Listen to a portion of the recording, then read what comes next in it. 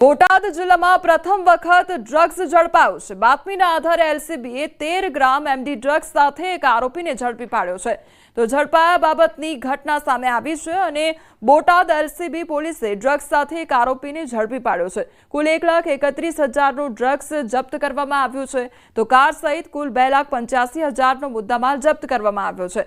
આરોપી બોટાદ તાલુકાના જમરાળા ગામનો હોવાનું સામે આવ્યું છે। તો ડ્રગ્સ ક્યાંથી લાવ્યો હતો અને કોને આપવાના હતા તે અંગે પોલીસે આરોપીની વધુ પૂછપરછ હાથ ધરી છે। એમની વેગેનાર ગાડી છે GJ1 FT 7110। આ ગાડીમાં પોતે આ નશાકારક પ્રતિબંધિત પદાર્થનો જથ્થો લઈ અને પસાર થનારા હોય તેવી હકીકતના આધારે તેમને ઝડપી પાડ્યા છે।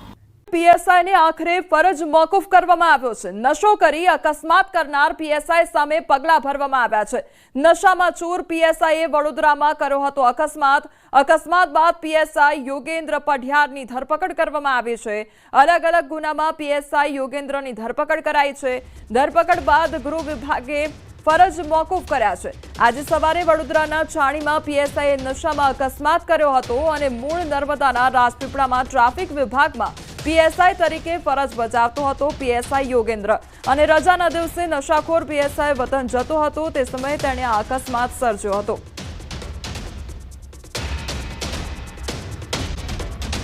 લઈને તો ગુજરાતના પડોશી રાજ્ય મહારાષ્ટ્ર સુધી ચોમાસું પહોંચી ચૂક્યું છે અને હવે ગુજરાતમાં ચોમાસાની એન્ટ્રીની ઘડીઓ ગણાઈ રહી છે। ગમે ત્યારે ચોમાસું ગુજરાતના કાંઠે આવી શકે છે। તો ચોમાસાની એન્ટ્રીની રાહ વચ્ચે ગુજરાતમાં દરિયો તોફાને ચડ્યો છે। ગુજરાતના દરિયામાં જોરદાર કરંટ જોવા મળી રહ્યો છે અને ઊંચા મોજા પણ ઉછળી રહ્યા છે। ચોમાસાના દસ્તકના સમાચારો વચ્ચે આવતીકાલથી ગુજરાતમાં પ્રધાનમંત્રી કરશે ભેટનો વરસાદ। ઓપરેશન સિંદૂર બાદ પહેલી વખત પીએમ ગુજરાત આવી રહ્યા છે। પ્રધાનમંત્રીને આવકારવા ગુજરાત થનગની રહ્યું છે। પ્રધાનમંત્રી 2 દિવસના પ્રવાસ દરમિયાન માદરે વતનને કરોડોના વિકાસ કાર્યોની સોગાત આપશે। તો આ સમાચારો વચ્ચે આજના બીજા રાજકીય મોટા સમાચાર એ છે કે વિધાનસભાની 2 બેઠકો પર પેટા ચૂંટણી જાહેર થઈ ગઈ છે। વિસાવદર અને કડીની બેઠકો માટે 19મી જૂને મતદાન થશે અને આ જંગ ત્રિપાખ્યો બની રહેવાની પણ શક્યતા છે।